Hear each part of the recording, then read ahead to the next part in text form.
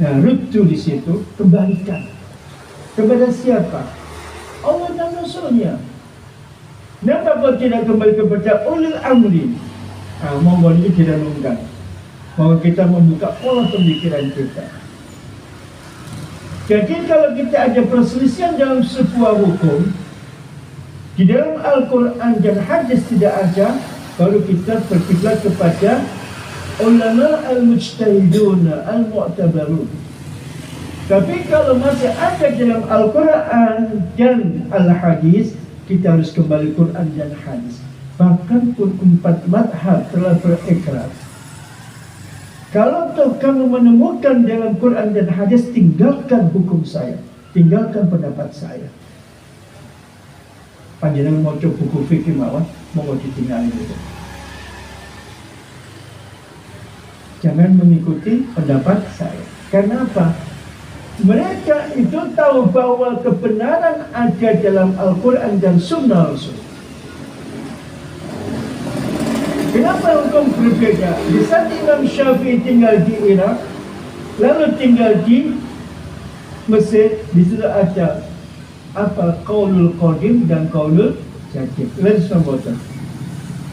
Ada itu artinya hukum itu selalu berbeda-beda menurut situasi dan kondisi yang ada. Maka ada usul fiqh al-adat kal muhakkamah. Kebiasaan itu bisa menjadikan sebuah hukum.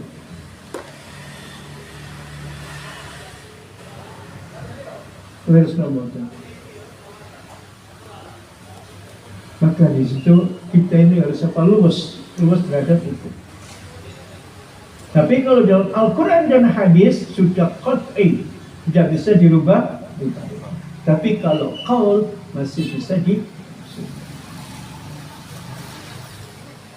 mohon direnungkan. Hukum zakat beras kan berbeda-beda. Di Mekah membuat taman, akhirnya timbul hukum kias. Dikiaskan. Oh, kalau di sini penduduknya ini makan pagi, dikasih sagu kayak di Sulawesi, bisa nggak makan sagu? Nah, disitulah hukum itu sesuai dengan situasi dan kondisi yang silok. Bang sekarang banyak yang menghalalkan. Iya. Sudah buatan ada bank konvensional. Bahkan di negara Arab pun bank itu ada yang menghalalkan. Ada yang keras, yaitu menghalalkan. Di Mesir malah banyak Mesir pemikiran-pemikiran orang malah Nah maka di situ mari kita yaitu belajar. Jangan sampai putus belajar. Karena situasi dan kondisi lah itu yang akan membentuk kita.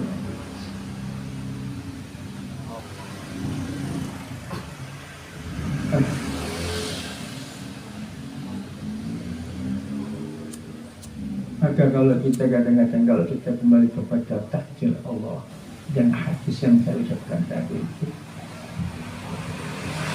ada saya ditanya, loh kamu Ustaz, kalau kita nggak kerja gimana? Ya, maka kalau kita tinjau di beberapa ilmu, ada makamnya Imam Syafi'i dan makamnya Imam Malik berbeda.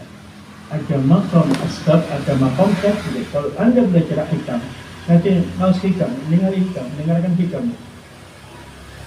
Bab majlis yang pertama itu, kasih ingat dong penuh.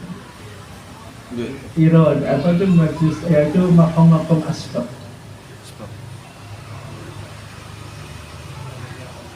Apa? Ya, rezeki itu ada yang 3 dibagi 3. Ada yang datang sendiri, ada yang dicari, ada yang ketemu di tengah jalan. Tahu-tahu ada orang bertemu langsung ngasih uang put ada. Hanya rezeki ketemu di tengah jalan. Ada rezeki datang sendiri. Imam Malik itu bisa berdebat dengan Imam Syafi'i. Apa prinsipnya Imam Malik? وَمَنْ دَخَلَ عَلَيْهَا زَكَرِيَّ الْبِحْرَ وَجَدَ عِنْدَهَا رِزْقًا قَالَ يَا مَرْيَمُ أَنَّى لَكِ هَذَا قَالَتْ هُوَ مِنْ عِنْدِ اللَّهِ يَرْزُقُ مَن يَشَاءُ بِغَيْرِ حِسَابٍ.